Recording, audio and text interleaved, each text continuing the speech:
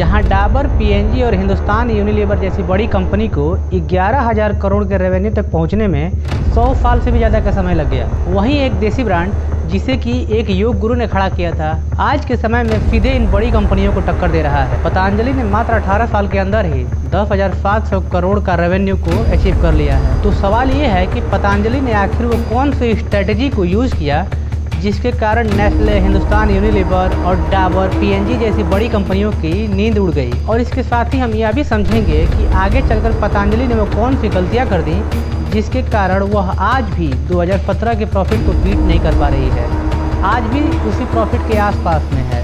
तो चलिए शुरू करते हैं बिना किसी देरी के। तो कहानी शुरू होती है 2006 में, जब बालकृष्ण और बाबा रामदेव ने एक साथ मिलकर एक कंपनी बनाई जिसका नाम रखा पतंजलि आयुर्वेद लिमिटेड। इस कंपनी ने पहली बार ऐसा काम किया जिसके कारण आयुर्वेदिक प्रोडक्ट लोगों के बीच में फेमस होने लगे। और यहाँ के बाद बाबा रामदेव धीरे धीरे योग गुरु से बिजनेस की तरफ बढ़ने लगे। इनकी कंपनी पतंजलि घी से लेकर एलोवेरा, आटा, च्यवनप्राश तक सब कुछ बनाने लगी, जिसके कारण इनका धीरे धीरे रेवेन्यू भी बढ़ने लगा। और धीरे धीरे यह मॉडर्न टेक्नोलॉजी और आयुर्वेद को यूज़ करके ऐसा एम्पायर बनाने लगे जिसके कारण HUL और PNG जैसी बड़ी कंपनियां भी हैरान हो गई। जहां इनका 2015 में इनका टर्नओवर मात्र 2,000 करोड़ रुपए का हुआ करता था, लेकिन 2017 आते आते 10,000 करोड़ का हो गया। तो अब सवाल ये उठता है कि आखिर पतंजलि इतनी तेज़ी से आगे कैसे बढ़ रही है? क्या इसके पीछे कोई जेन्युइन कारण है या फिर ऐसे ही कोई हाइप बनाई जा रही है? इसका सबसे पहला रीज़न था बाबा रामदेव की फेस वैल्यू, क्योंकि कंपनी के लॉन्च होने से पहले ही बाबा रामदेव टीवी पर आकर लोगों को योगा सिखाते थे, जिसके कारण बाबा रामदेव की पहचान पहले से ही लोगों में बनी हुई थी, जिसके कारण लोगों को ये ट्रस्ट था कि ये जो भी बेचेंगे अच्छा ही होगा। रीज़न नंबर 2 ये था कि बाबा रामदेव ने भीड़ में भी अपनी एक अलग पहचान बनाई।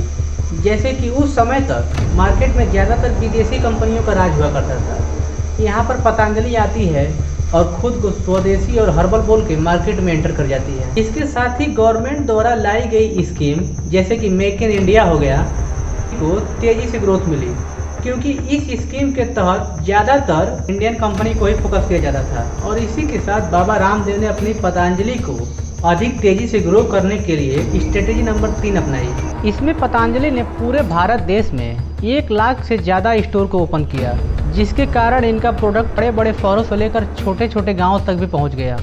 और जैसा कि हमने पहले भी बात की है कि बाबा रामदेव की फेस वैल्यू बहुत ज़्यादा थी, जिसके कारण इनका प्रोडक्ट गाँव में भी तेज़ी के साथ बिकने लगा। और इकोनॉमिक टाइम के अनुसार पतंजलि इतनी तेज़ी के साथ ग्रो करती है कि मात्र 10 साल के अंदर ही इसने डाबर, ब्रिटानिया, गोदरेज, नेस्ले जैसी बड़ी कंपनी को पीछे छोड़ दिया है और HUL के बाद भारत की सबसे बड़ी FMCG कंपनी बन गई है। इसके साथ ही पतंजलि के प्रोडक्ट की लो प्राइसिंग भी कस्टमर को ज़्यादा अट्रैक्ट करती थी।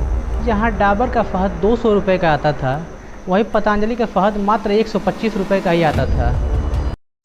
और इसी प्रकार इनके बहुत से प्रोडक्ट के दाम में डिफरेंस को देखा गया, जिस कारण कस्टमर ज़्यादातर पतंजलि को फेवर करने लगे। लेकिन जैसे जैसे टाइम बीतता गया, पतंजलि की ग्रोथ स्लो डाउन होती गई।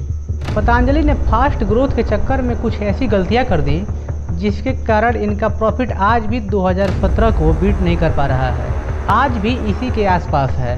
अब सवाल ये उठता है कि जो कंपनी इतनी तेज़ी के साथ आगे बढ़ रही थी, उसके साथ अचानक ऐसा क्या हुआ कि उसकी ग्रोथ ही रुक गई? तो चलिए समझते हैं इसको भी डिटेल में। पहला रीज़न है GST का इंडिया में आना।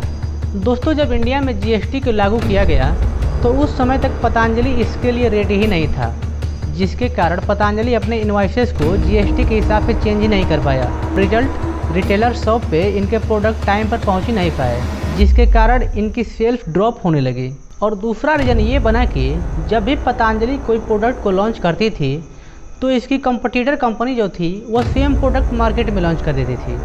जैसे पतंजलि ने अपना दंत कांति को लॉन्च किया, सेम उसी प्रकार कोलगेट ने भी अपना हर्बल टूथपेस्ट को लॉन्च कर दिया, HUL ने भी अपना हर्बल टूथपेस्ट को लॉन्च कर दिया और डाबर ने भी अपना हर्बल टूथपेस्ट को लॉन्च कर दिया, जिसके कारण पतंजलि को तगड़ा कंपटीशन को फेस करना पड़ा।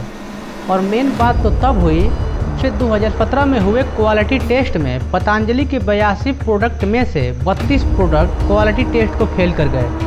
जिसके कारण से लोगों का भरोसा इन पर धीरे धीरे करके उठने लगा। यहाँ तक कि जब कोविड का समय था तो बाबा रामदेव ने कोरोनिल नाम की एक दवा बनाई और उसे कोविड ठीक करने के नाम पर लोगों में बेचने लगे, जिसके कारण इंटरनेट पर बहुत ज़्यादा कंट्रोवर्सी बढ़ गई। इन्हीं सभी कंट्रोवर्सीज के चलते पतंजलि आज भी अपने 2015 के प्रॉफिट को बीट नहीं कर पा रही। खैर, ये तो था पतंजलि का बिजनेस केस स्टडी।